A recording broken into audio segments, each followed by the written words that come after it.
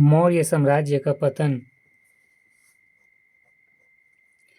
मौर्य वंश की स्थापना चंद्रगुप्त मौर्य ने की थी और अशोक के समय में यह उन्नति के चरम सीमा तक पहुंचा। अशोक की मृत्यु के 50 वर्ष बाद इसका पतन हो गया। मौर्य साम्राज्य के पतन के प्रमुख कारण निम्नलिखित थे। विशाल साम्राज्य, अति केंद्रीकृत प्रशासन एवं दुर्लभ उत्तराधिकारी। मौर्य साम्राज्य का अधिक विस्तार ही उनके पतन का एक मुख्य कारण बना। चंद्रगुप्त मौर्य तथा अशोक मौर्य वंश के प्रतापी एवं शक्तिशाली शासक थे, लेकिन अशोक के उत्तराधिकारी दशरथ संप्रति एवं बृहदस्थ, अयोग्य एवं निर्बल शासक थे।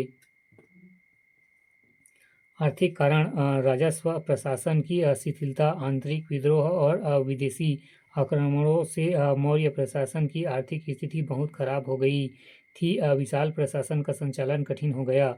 उत्तराधिकार के निश्चित नियम का अभाव एवं मौर्य वंश में उत्तराधिकार का कोई निश्चित सिद्धांत नहीं था। अंततः उत्तराधिकार के लिए प्राय युद्ध छिड़ जाते थे। सीमांत प्रदेशों के राज्यपालों के अत्याचार, डॉक्टर हेमचंद्र राय चौधरी का मत एवं तक्षशिला की जनता ने राज कर्मचारियों के अत्याचारों के कारण विद्रोह कर दिया था। आंतरिक विद्रोह, दूर के प्रदेशों के राज्यपालों ने केंद्रीय शक्ति की दुर्बलता को देखकर विद्रोह कर दिया।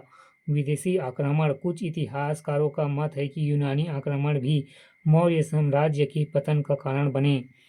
अशोक का उत्तरदायित्व, ब्राह्मणों का विरोध। हरप्रसाद शास्त्री के अनुसार मौर्य साम्राज्य के पतन का मुख्य कारण ब्राह्मणों का विरोध था।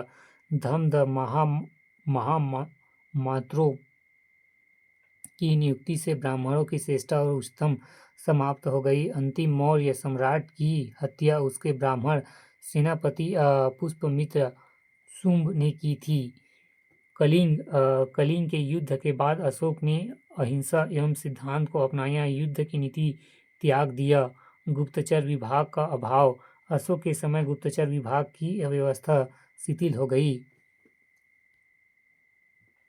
महत्वपूर्ण तथ्य, मौर्य वंश के कालक्रम के निर्धारण हेतु बुद्ध की मृत्यु तिथि 487 ईसा पूर्व को आधार माना गया है।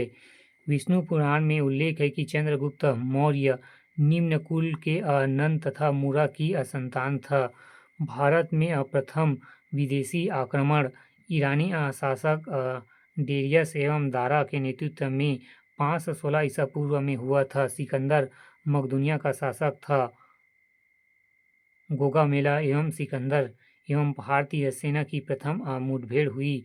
विश्व विजय अभियान के दौरान 2326 ईसा पूर्व में उसने भारत पर आक्रमण किया।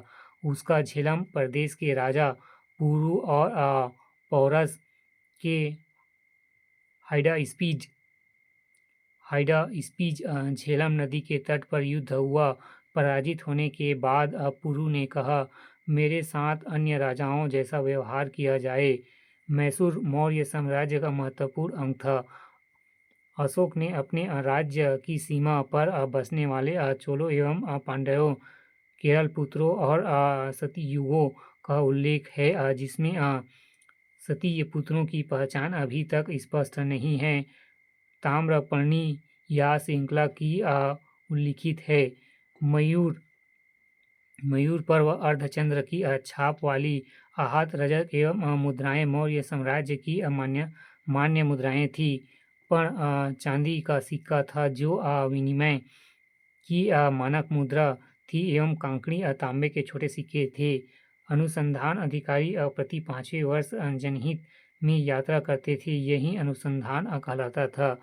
अशोक के गवर्नर यवन राज एवं तुह साट्स्प ने सुदर्शन झील की नहरें निकलवाई। अदेव मातृक ऐसी भूमि थी जिसमें बिना वर्षा के अच्छी खेती होती थी।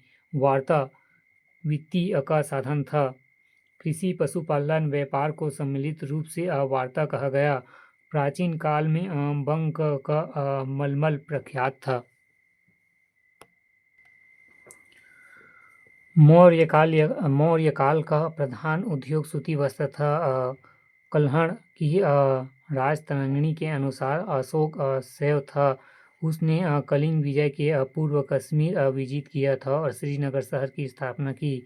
अशोक ने 84,000 स्तूपों का निर्माण कराया। अशोक द्वारा निर्मित सरनाथ स्तंभ से ही भारत सरकार ने राष्ट्र चिन्ह का ग्रहण किया है। अशोक के पूर्व भवन में लकड़ी या ईंटों का प्रयोग अधिक होता था। अशोक ने पत्थरों का प्रयोग किया। मेगनीस ने मौर्य राजप्रासाद को अविश्वसनीय सौंदर्य एवं वैभव युक्त बताया। सरनाथ स्तंभ को सर जॉन मार्शल ने प्राचीन विश्व की सर्वश्रेष्ठ नमूने बताया। ये एकात्मक स्तंभ है।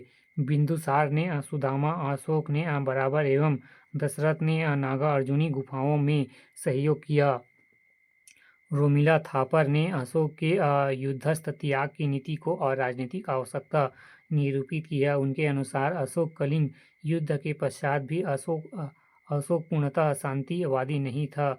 उसने न तो सेना का विघटन किया और न ही पशु वध, मांसाहार का पूर्ण निषेध किया। शुंग एवं सातवाहन। मौर्य साम्राज्य के पतन के पश्चात मध्य भारत एवं पूर्वी भारत का एक दक्कन में उनका स्थान क्रमशः शुंग, कौरवों एवं सातवाहन शासकों ने लिया।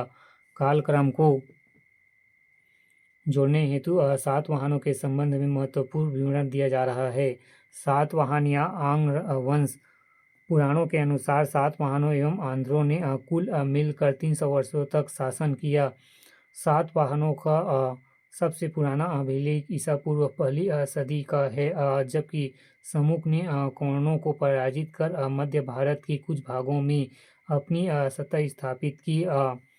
60 ईसा पूर्व आरंभिक शासन। महाराष्ट्र क्षेत्र में राजधानी एवं प्रतिष्ठान पैठण गोदावरी के निकट।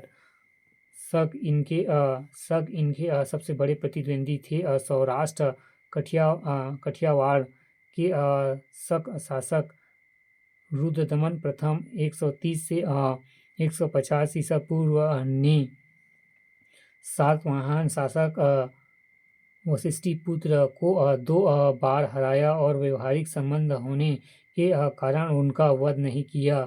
सर्वाधिक प्रसिद्ध प्रशस्ति गौतमी एवं वालश्री का नास्तिक अभिलेख है, जिसमें गौतमी पुत्र एवं सातकर्णी का उल्लेख है।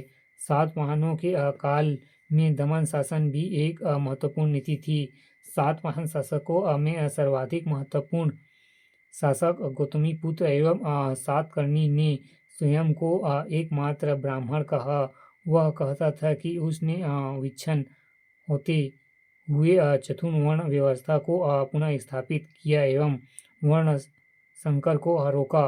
ब्राह्मणों को भूदान के अभिलेख जारी करने वाला प्रथम शासक एवं सातवाहन थे। यह ग्रामदान अग्रहार कहलाता था।